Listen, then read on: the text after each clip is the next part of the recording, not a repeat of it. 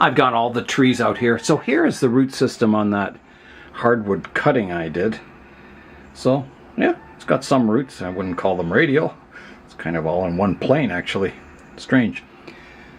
So yeah, I'll arrange the trees now in the pot the best I can, and yeah, see what I can do to make it look quite interesting. Okay, so I want my largest tree out front to create forced perspective. Wow, these root bases sure fill the pot quickly. Holy. Either this pot is very small or these root bases are quite large. So that's a pretty nice front for the main tree. Right there. And I'll put it in the corner as much as I can here. We'll try this composition. Like that. The second largest tree is this one. And it has the one-sided root system. I'm just trying to find a front for the tree. That's not bad there. It could go in somewhere here. I don't want it directly in line behind the main tree, but yeah, maybe somewhere there. Tree number 3, I want it maybe somewhere here, like that. And then tree number 4 needs to go in the background, and it could come back, maybe there, like that. It's looking pretty good. And then my little tree, the 5th tree, will probably go in the corner somewhere here. So I think I'm just going to look at the arrangement from the front, make sure I'm kind of happy with it.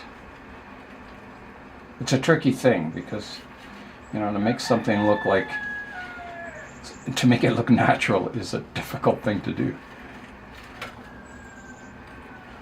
You wouldn't think it would be hard, but it is. Yeah, you don't want all your trees to look like they're in a line.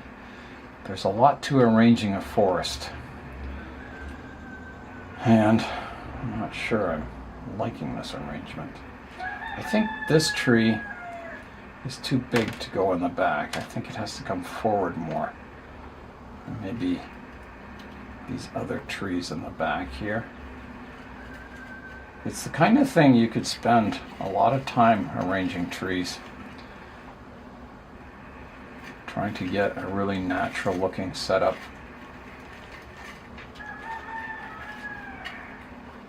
And then you've got, you know, the best front for the tree, and there's a lot of things to consider. I think to get this tree back further, I've got to turn it around so the bare part of the root system is towards the edge of the pot. Maybe something like that.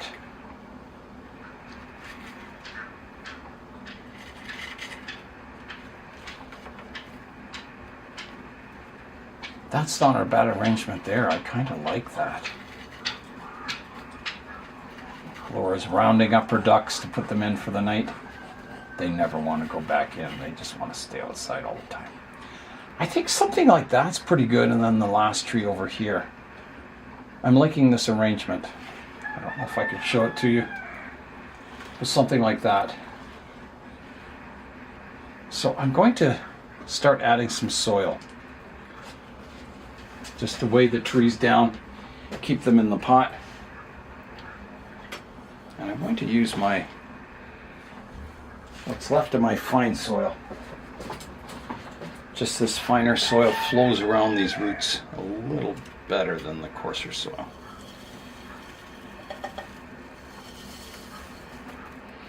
Get my trees vertical. It's always important for me anyway to get trees vertical in a forest, because every forest I go into, the trees are vertical. I never see, well, I don't say I never see, but it's very unusual to see trees on an angle in a forest unless they've been tipped over by the wind or something. So generally they're pretty straight up and down. And I like that look. I like vertical trees because, you know, 90% of the trees I see in nature have vertical trunks. They're not twisty trunks like bonsai. And I like natural looking trees that remind me of trees that I see. I do have exceptions. I have trees that are styled in the Vietnam style, and, you know. But generally, I like my trees to look just like they do in nature. So that's looking good. I have to plant my little tree here in the corner. So I'll do that. I'll just kind of try and get it in here if I can, get those roots arranged a bit. Okay, I think that's planted. Does it look okay? Looks fine. I added this because I needed a 5th tree. I didn't want an even number of trees in this forest, so I wanted 5, so I put a little woody cutting there and it survived. Okay, so I need to add more soil now. So I'll see if I have any more. It's a bit better.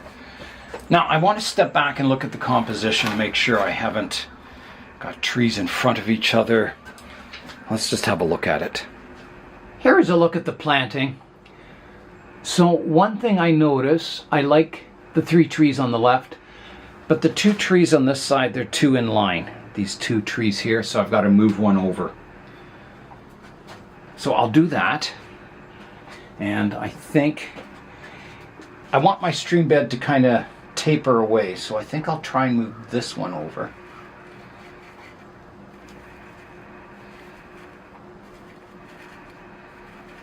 Just so it's not quite so in line with that other one. More like that. Let me have a look now.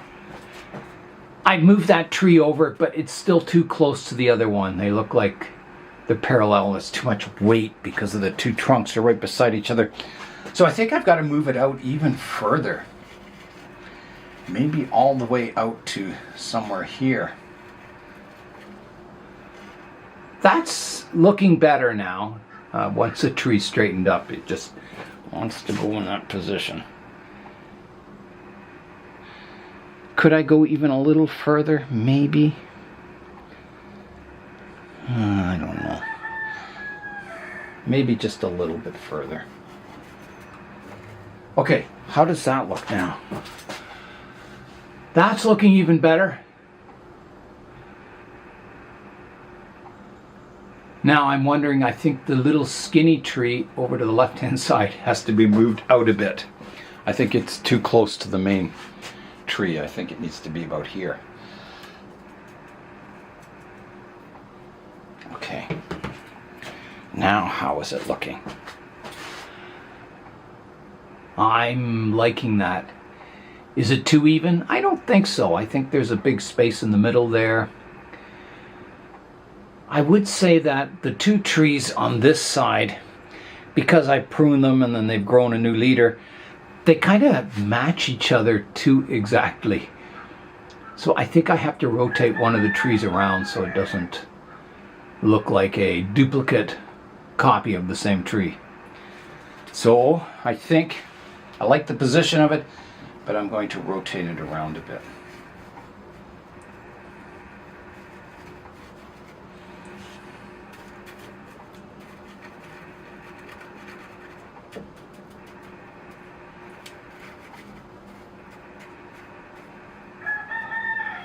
Now that should look a little better. Yeah, that does. That looks much, much better. In fact, I'm happy with the entire planting. I like it. Forms kind of, the canopy forms kind of a, well, a bit of a triangular shape up here. I mean, there'll be pruning coming in the future. But yeah, I think that's quite good. I think it's as good as I can get it. This tree is kind of in line with my main tree. If I could move that one back just a bit, I think it would improve it. So let me see if I can kind of position it just a little bit back in the planting.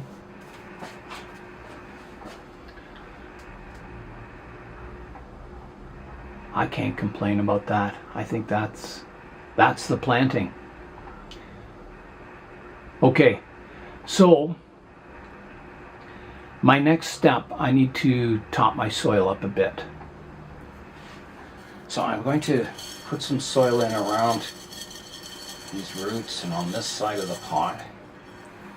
And you know, I can always build it up a bit, and then when the trees have kind of established their root systems, I can rake some of it away, improving it with each repotting.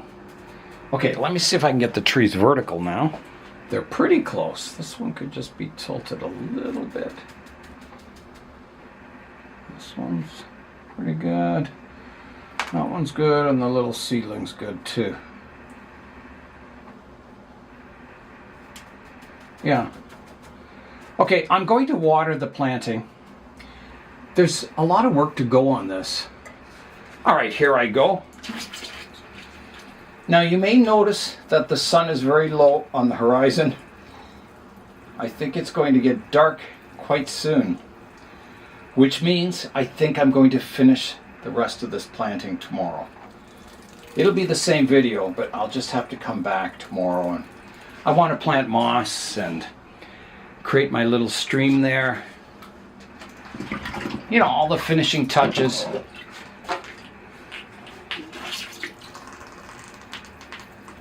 Put the rocks in and all that fun stuff. Well, this was fun too. I enjoyed it.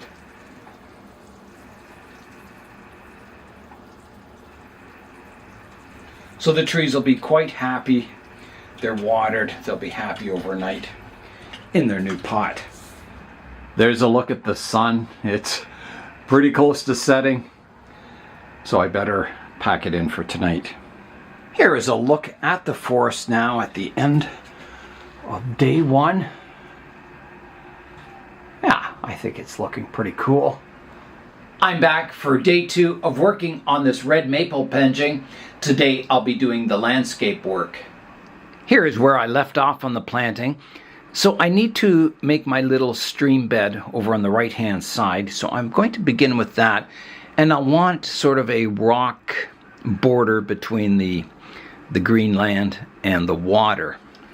Here's a close-up, so I'll have my fishermen fishing in the stream here, some rocks along here, and this will get planted with moss. I'm going to want one kind of main rock for the fishermen to sit on. So I'm thinking this one might be a good possibility.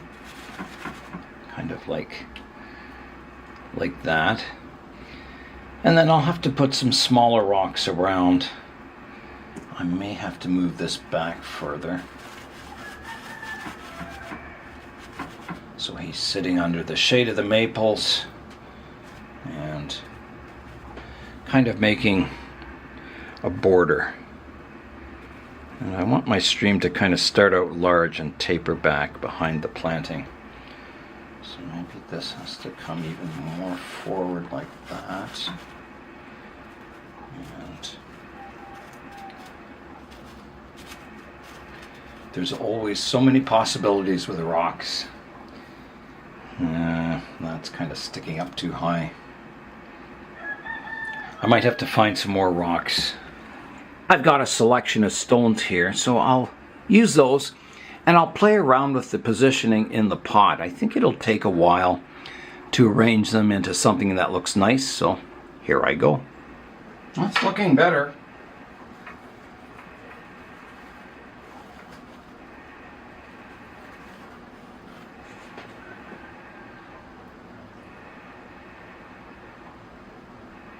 It's maybe the rocks are a little high. I may have to lower them down. I think that's not a bad rock landscape there. I don't know if I need another stone over here to kind of counterbalance the composition. It wouldn't hurt. So I'll put one in the corner here. I think this is getting close.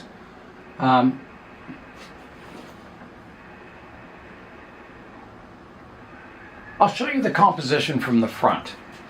There's a look at it from the front. Maybe this fisherman needs to go back just a bit. So he's kind of sitting back here maybe. Doesn't want to sit there. I'll have to put some soil there so he sits back just a little bit.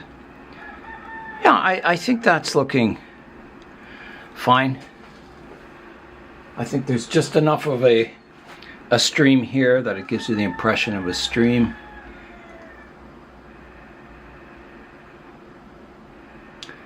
Okay, I'm going to finish off the landscape up top here.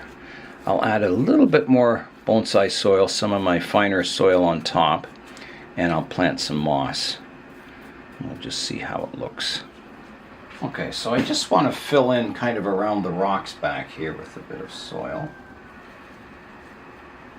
And then I'll remove a bit of the soil here because I'm going to put sand in here to represent water. I think that's good. And I'll get out the sand and I'll add it to represent water. I've got my white industrial sand, the kind that's used for sandblasting, to represent the water up front here.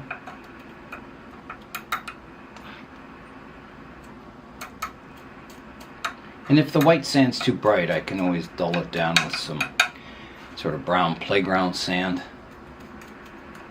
That's looking good.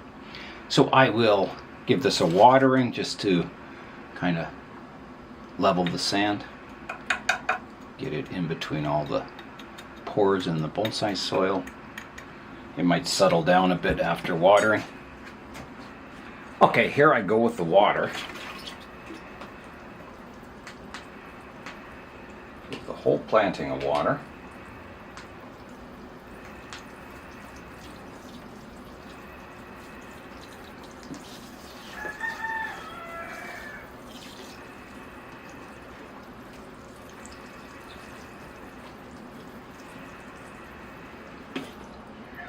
All right, and now it's time to apply the moss to the land area. I've got a tray of moss. It's just been sitting outside on the bench all winter long, so it got frozen and snowed on. But it seems to survive quite nicely. It's just sitting in one of these bonsai under trays, a plastic tray, and it seems to do well over the winter. So that's the moss I'll use for planting on this Penjing.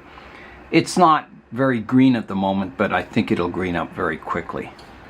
All right, here I go planting the moss. So I'll start up front here. Yeah, once this moss gets warmed up and it's on top of bonsai soil, it tends to green up very quickly. And I find the moss helps keep the weeds down. If you have a good layer of moss, it's a little harder for the weeds to grow in it. It's not impossible, but it's a little harder. You just put the moss together like a jigsaw puzzle. And you have to make sure it's firmly pressed down in the bonsai soil, kind of integrated with the soil. You can't have any air pockets. It's got to be pushed in there firmly. Sometimes I put a layer of sand in between the bonsai soil and the moss, kind of as an interface. It seems to help the moss grow. But in this case, this moss has a backing of kind of fine silt on it, so it acts the same as the sand layer. So I don't need to add sand to it. Now, I added another rock back here. I just felt it needed something in that area there, so I added one more stone. I've completed the mossing up of the Penjing, so let's fly in now and have a look.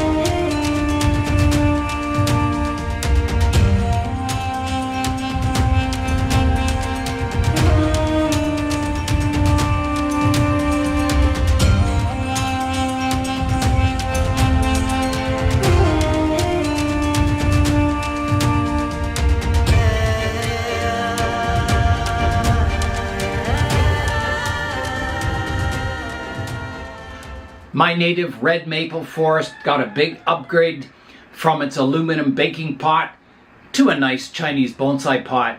So that is it for today. I'm Nigel Saunders. Thanks for joining me in the Bonsai Zone.